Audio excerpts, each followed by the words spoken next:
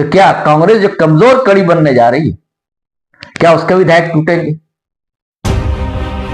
Tiger Jairam Mahato से सीख लीजिए कि चुनाव कैसे लड़ा जाता है, कैसे मेहनत की जाती है, कैसे खून पसीना एक करना पड़ता है, कैसे अपने मुद्दे को लेकर जनता के बीच जाना होता है। तो साथियों, सलाम, नमस्ते, सत श्री अकाल और जय भीम जोहार। साथियों, कोई भी जंग सिर्फ हौसले से नहीं लड़ी जाती, मेहनत करनी पड़ती है, पसीने बहाने पड़ते हैं और एक फौज तैयार करनी पड़ती है जिसके अंदर जोश हो, जुनून हो, जज्बा हो। और यदि इसको सीखना है सियासत में तो टाइगर जयराम महतो से सीखना चाहिए, और खास करके कांग्रेस जैसी पार्टियों को जिनकी सामंती ऐठन आज तक गई नहीं है, बाकी है। हालांकि उसका खामियाजा हर चुनाव में भुगत रही है यह पार्टी, नेशनल पार्टी कहती है अपने आप को। ऐसे समय जब उसकी राइवल पार्टी जो है उसके पास सारे हथकंडे हैं, सारी मशीनरी है, उससे जब मुकाबला हो तब भी ये बैलगाड़ी में हवा देते हैं। हमारे घरों में मुहावरा है दोस्तों कि दुनिया चांद पर चली गई है लेकिन आप अभी तक बैलगाड़ी में हवा दे रहे हैं। कुछ ऐसा ही किस्सा है जिसका नतीजा कल आए झारखंड में। आप सभी की जिज्ञासा है दोस्तों कि सरकार किसकी बन रही है। मैं किसी भी एग्जिट पोल पर विश्वास नहीं करता, हालांकि इशारतन संकेत में लगातार मैं बातें कहता रहा हूं। जितना संभव हो सका हर सीट का आकलन, जायजा लिया है हमने और बताया है आपको, चीजें शेयर की। लेकिन इधर हम पर लगातार दबाव था मित्रों का, दोस्तों का, हमारे व्यूअर्स का।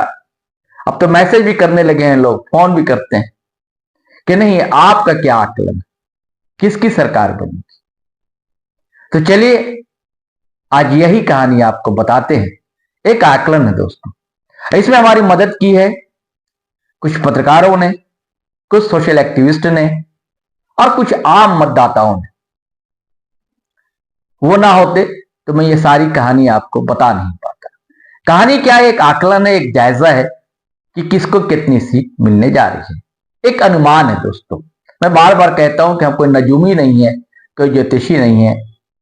तो इससे पहले दोस्तों आपसे आग्रह है, गुजारिश है कि आप हमारा चैनल सब्सक्राइब कर लें, ज्वाइन कर लें और दोस्तों धड़ाधड़ फटाफट खटाखट वीडियो शेयर करें, लाइक करें, कमेंट करें और थोड़ी देर की ब्रेक लेने दें, फिर अपन मिलते हैं।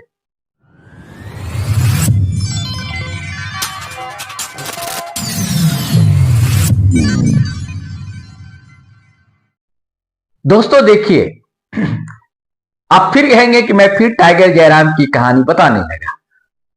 दोस्तों, नई नई पार्टी, हर तरह का भाव, सीमित संसाधन, इसके बावजूद जिस तरह अकेले टाइगर जयराम महतो ने मेहनत की, सुबह उठते थे, देर रात घर पहुंचना, कहीं भी खा लेना, एक जिद थी, बदलाव की जिद, एक संकल्प था झारखंड के नवनिर्माण का, और जिसका नतीजा जरूर अच्छा मिलेगा। कल आप देखेंगे कितना मिलेगा। पहली पार्टी है, नई नवेली पार्टी है, पहली बार विधानसभा चुनाव लड़ रही है।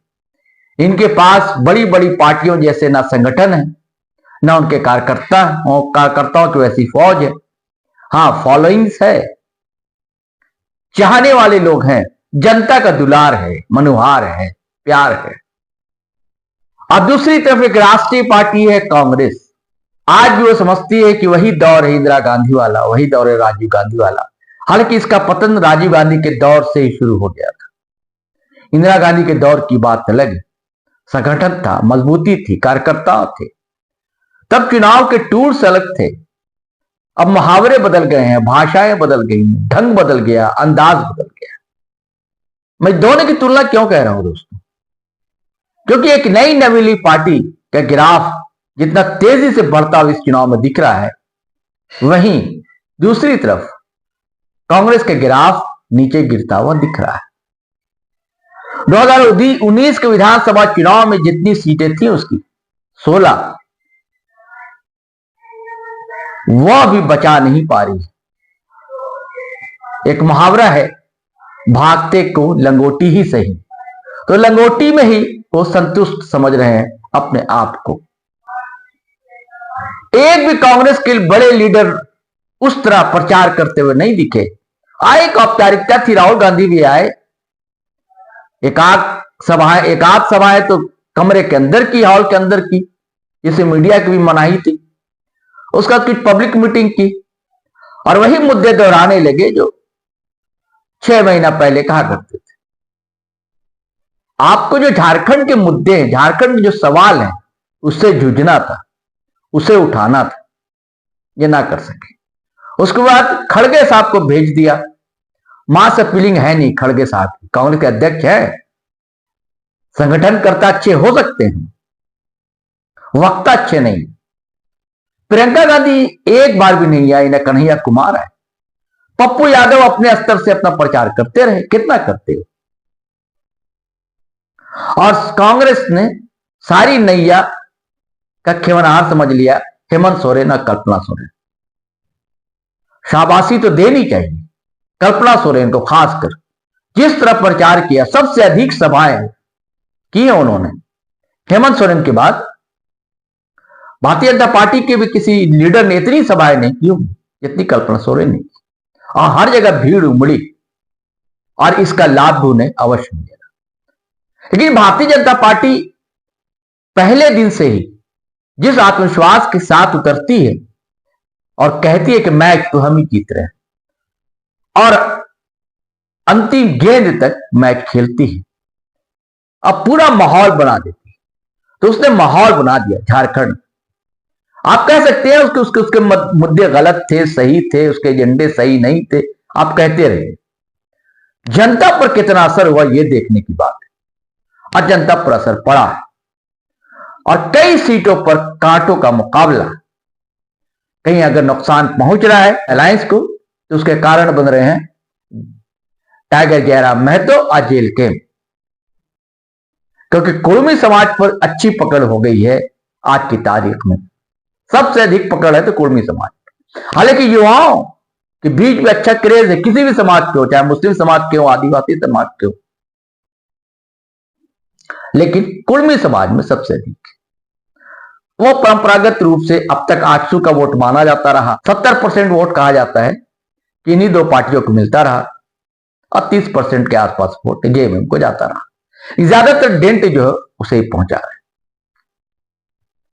अब आपके जहन में होगा कि कौन कितनी सीटें ला रहा है और टाइगर जयराम महतो की भूमिका क्या होगी।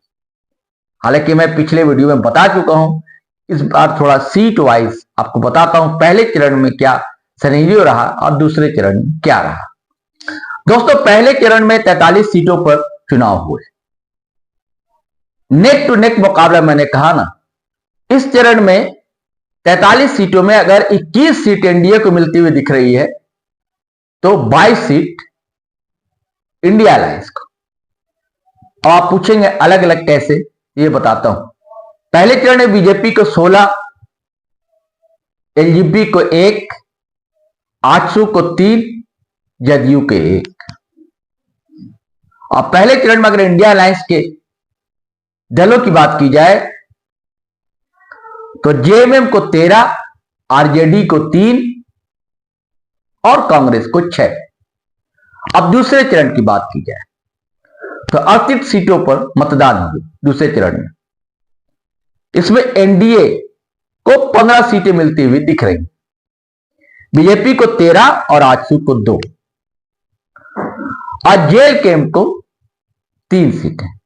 अब मैं फिर आगे और आपको डिटेल्स बताऊंगा, क्योंकि कहीं कहीं ऐसा कांटों का ऐसा संघर्ष जारी है दोनों दलों में, कांटों का ऐसा टक्कर है, कहीं की जेल कैंप हावी है, कहीं बीजेपी, कहीं आजसू, तो कहीं कांग्रेस, तो कहीं जेएमएम।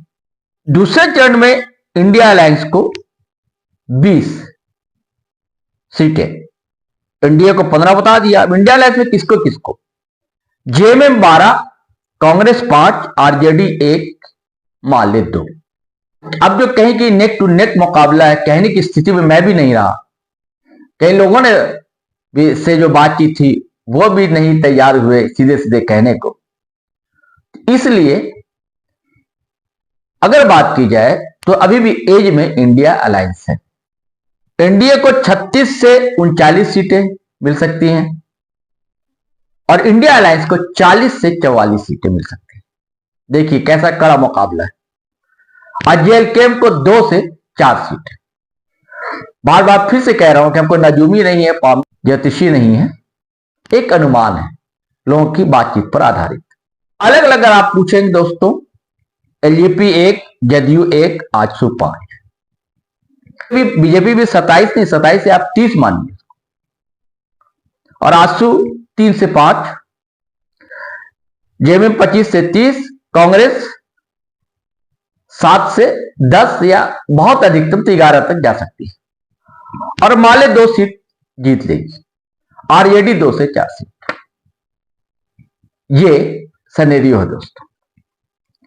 हालांकि जेएमएम ने कल जो प्रेस कॉन्फ्रेंस की और बयान जारी किया, रिलीज जारी किया, अपना एग्जिट पोल कहा 59 सीट ला रहा है इंडिया अलायंस, ऐसा नहीं है, और कहा कि कहीं है ही नहीं बिल्कुल भाजपा या एनडीए, ऐसा नहीं है। अब तो कल तो कुछ ही घंटे बाकी हैं दोस्तों, कल तो तस्वीर साफ हो जाएगी। लेकिन सवाल अब ये है कि मान लीजिए कि जरूरत पड़ गई दोनों में से किसी दल को, तो जेल के यानी कि टाइगर जयराम महतो तो किसका साथ देंगे? इस चुनाव में पूरी तरह तो ये लगा दोनों से समान दूरी बनाए हुए, लेकिन अब तक जो उनकी विचारधारा लगी बिल्कुल झारखंडियत से लबरेज में, और झारखंडियत से जुड़ी हुई तो 3 पार्टियां हैं, जेएमएम है, आजसू है और अब जेल के माने, और जो छोटी मोटी पार्टी हैं उनकी कोई अब स्थिति नहीं है, कोई वजूद नहीं हो। बेसरा साहब भी जीत वित कर आ नहीं रहे हो घाटशिला से, तो कहां जाएंगे? क्या भारतीय जनता पार्टी एनडीए की तरफ जाएंगे या हेमंत सोरेन सरकार को मदद पहुंचाएंगे, या एक अकेली राह विपक्ष की चुनेंगे, नए सिरे से फिर अगले चुनाव की तैयारी में जुट जाएंगे? क्योंकि ये नायक बनकर तो उभरे हैं। और एक और सवाल है, देखिए कहा जा रहा है कि भारतीय जनता पार्टी किसी भी तरह any how in any cost सत्ता हथियाना चाहती, सरकार चाहती, तो क्या कोई बड़ा खेला होगा? इस हेमंत सोरेन सरकार में भी 4.5 साल तक ये खेला करने की कोशिश होती रही, कामयाबी तो मिली नहीं। लेकिन इस बार जिस युद्ध स्तर पर चुनाव लड़ा है भाजपा ने, उसको देखते हुए ऐसा लग रहा है, तो क्या कांग्रेस जो कमजोर कड़ी बनने जा रही है, क्या उसके विधायक टूटेंगे? अब ये जिम्मेदारी हम मीर साहब जैसे लुंज पुंज पर भारी या कमलेश साहब जैसे अध्यक्ष के बूते की बात तो है नहीं। और ऐसे भी कहा जाता है कि कांग्रेस जीती हुई बाजी हमेशा हार जाती। एक बार का किस्सा है कि गोवा में उनकी सरकार बनने वाली थी, तोड़ फोड़ के दिग्विजय सिंह साहब पहुंचते रह गए, भाजपा की सरकार बन। अब बनी सरकार मध्य प्रदेश की कमलनाथ साहब की, शिवराज सिंह चौहान बदल गए, सीएम हो गए। कर्नाटक में भी ऐसा हुआ था, ये सब होता रहता है।